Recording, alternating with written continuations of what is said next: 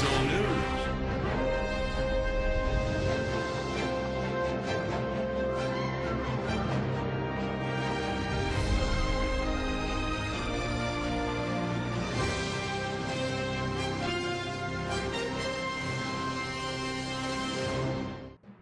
Bonjour et ravi de vous retrouver dans votre bulletin d'information hebdomadaire The Weekly News. Je suis John Peter Watterson et je remplace votre présentateur habituel qui se consacre actuellement à sa campagne électorale. Une campagne qui fait les gros titres de l'actualité de la semaine. Au sommaire du reste de l'actualité, une crise financière à venir, nos forces de l'ordre qui se ressaisissent, les dessous d'un attentat incendiaire ou encore l'ouverture prochaine d'une nouvelle adresse à ne pas manquer.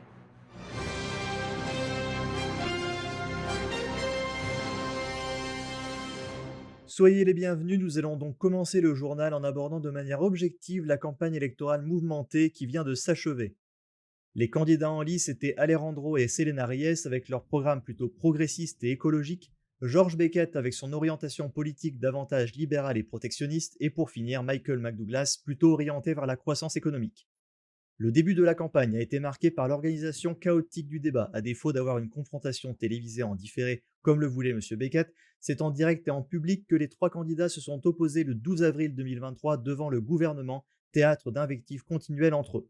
C'est dans cet esprit de contradiction que des attaques ont été échangées sur l'ensemble des sujets abordés, bien qu'aucun des candidats n'en démordait, fiers des points forts de leurs programmes respectifs.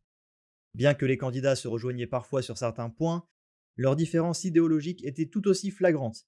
Malgré une tension pesante tout au long du débat, chacun semble y avoir trouvé son compte.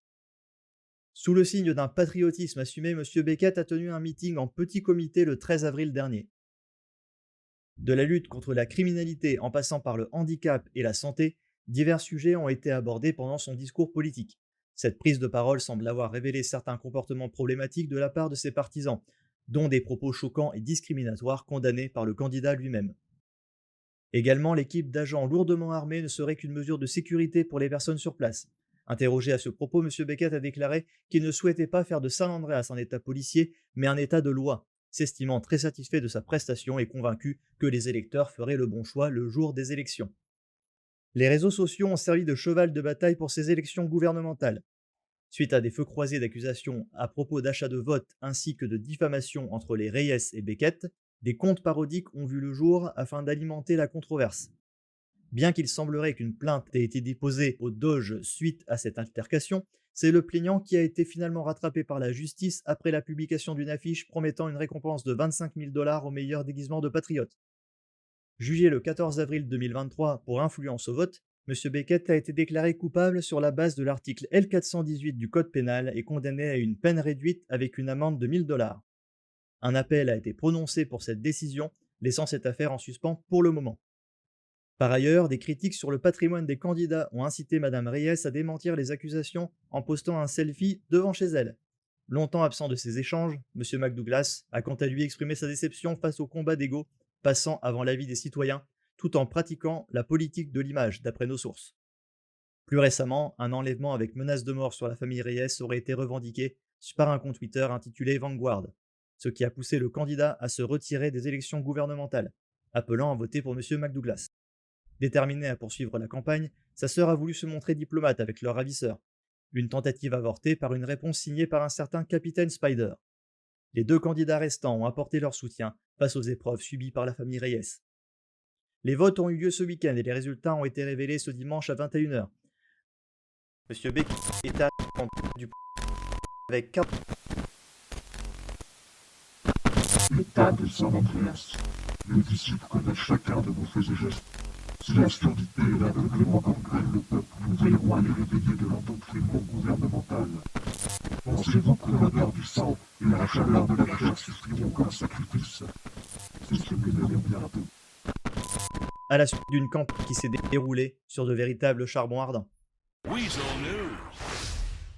Le 10 avril 2023, nos équipes ont reçu un message du lieutenant-gouverneur de l'État de San Andreas, Lucifer Morningstar, annonçant qu'une pénurie d'argent est imminente pour les distributeurs automatiques.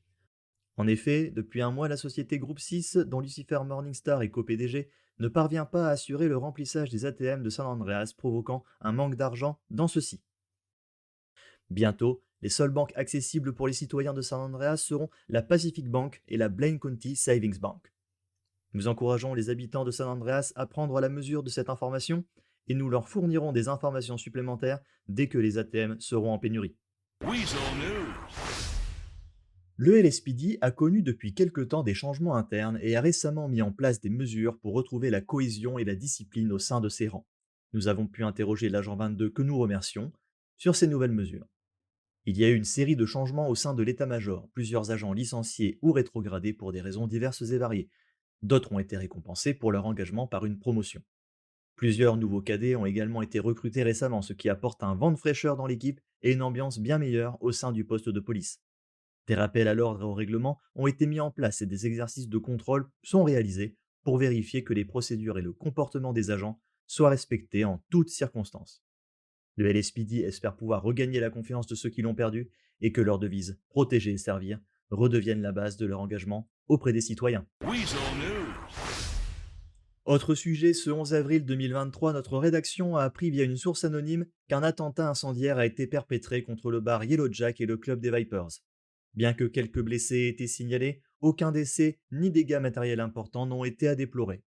Le BCSO mène une enquête pour retrouver les auteurs de cette attaque et soupçonne qu'il s'agirait d'une guerre entre les MC Mayans et Vipers. En effet, selon nos informations récoltées auprès d'un agent du BCSO, les Vipers ont récemment été la cible de plusieurs fusillades, notamment le 12 avril aux alentours de 21h. Pour le moment, les activités des deux établissements visés ont pu reprendre rapidement sans encombre. Nous remercions l'agent 150 du BCSO pour son temps et nous vous tiendrons bien sûr informés de l'évolution de la situation.